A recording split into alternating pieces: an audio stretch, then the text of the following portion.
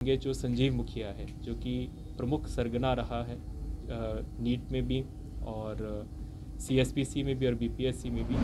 हम लोगों ने सारा एविडेंस प्रस्तुत किया कोर्ट में। और अब वो कार्रवाई जो दंडात्मक कार्रवाई पर रोक लगी हुई थी उसको ख़त्म किया गया है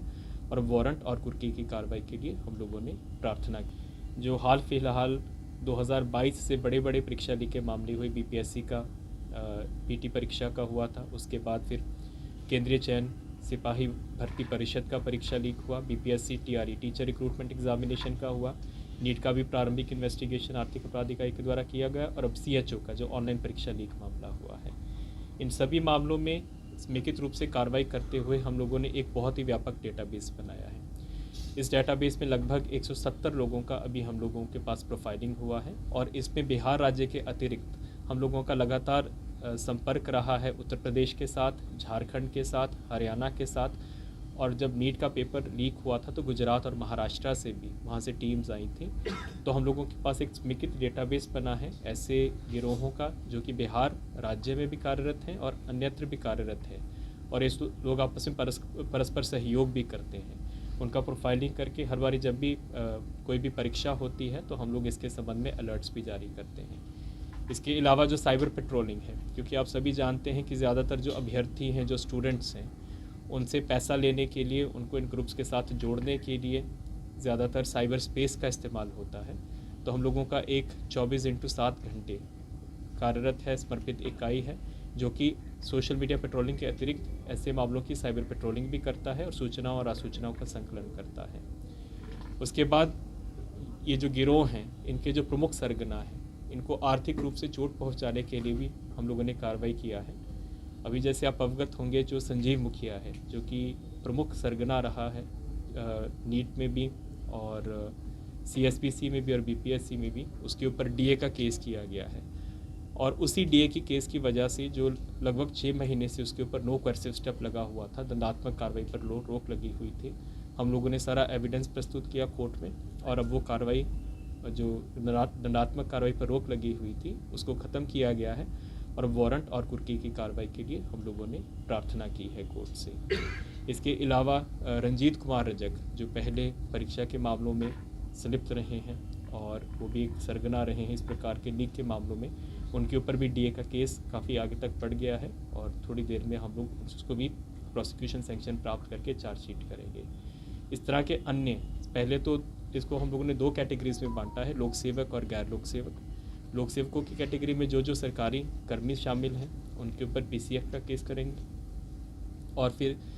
एक प्लेटफॉर्म होता है रीजनल इकोनॉमिक इंटेलिजेंस काउंसिल, इसमें जो आयकर विभाग होता है, अग्रणी विभाग है, तो जितने भी भ्रष्टाचार निवारण अधिनियम के डिस्प्रोपोर्शनेट एसेट्स के केस होते हैं उनके माध्यम से उनको सूचना साझा किया जाता है और वहीं से सूचना प्रवर्तन निर्देशालय ईडी को भी जाती है। तो ये दोनों पीसी एक्ट के केसेस में ऑलरेडी सूचना प्रवर्तन निर्देशालय को भी दी गई है ताकि वो भी अपने स्तर पे कार्रवाई कर सकें।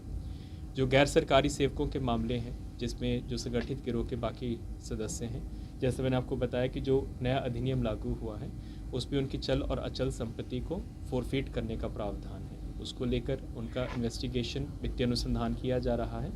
और उन लोगों के ऊपर भी सख्त कार्रवाई की जाएगी। इसके अलावा हम लोगों ने एक समर्पित रूप से आर्थिक अपराध इकाई में एक परीक्षा सेल का गठन किया है। जब भी कोई परीक्षा होती है तो एक समर्पित डेडिकेटेड ईमेल आईडी और व्हाट्सएप नंबर हम लोग जारी करते हैं। आप लोग सभी अवगत हैं, हम लोग अपनी परामर्शिका में एडवाइजरी में उसको देते भी हैं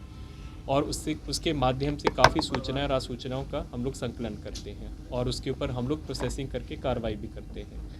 जैसे सर ने बताया कि अब हम लोग आउटरीच का भी काम कर रहे हैं। जो बीपीएससी का परीक्षा लीक हुआ, टीआरई का और सीएसपीसी का परीक्षा लीक हुआ, और इवन जब नीट परीक्षा को लेकर हाई पावर्ड कमेटी बना था तो उसमें तीनों जगह पे आर्थिक अपराध इकाई के द्वारा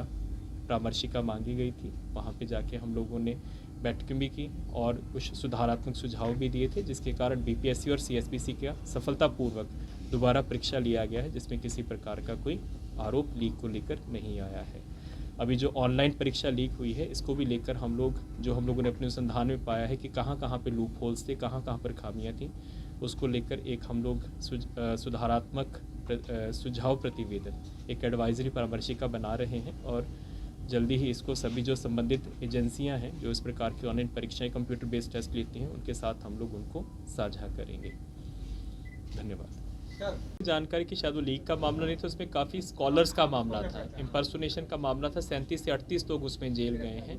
लेकिन क्योंकि उस केस का अनुसंधान हम लोग नहीं कर रहे हैं और जो भी डिटेल्स होगा वो हमारे साथ साझा होता ही है, तो हमारे से जो अपेक्षा होगी एज आर्थिक अपराध इकाई हम लोग आगे कार्रवाई करेंगे। सर, ये कोचिंग सेंटर पटना के हैं या बाहर के हैं जो आपके रडार पर हैं? पूरे बिहार राज्य में 3 कोचिंग सेंटर्स हमारे रडार पर हैं। चेहरे बड़े हैं सर या अननोन फेस है? कोचिंग सेंटर्स हैं, कोचिंग सेंटर्स हैं। संपर्क लीग से सर एक जानना चाहिए, क्या ये अपेक्षा करेगी जो एग्जामिनेशन कंडक्ट करने वाली एजेंसियां हैं कि वो पहले से अलर्ट करें? जैसे राष्ट्र स्वास्थ्य समिति ने आपको पहले अलर्ट कर दिया तो उसके माध्यम से वो पकड़ में आ गए, अगर ये पहले अलर्ट नहीं किए रहते तो संभवतः हम लोगों ने जो ये वाला CHO का केस हुआ था, इसमें हम लोगों को सूचना स्वयं ही आ गई थी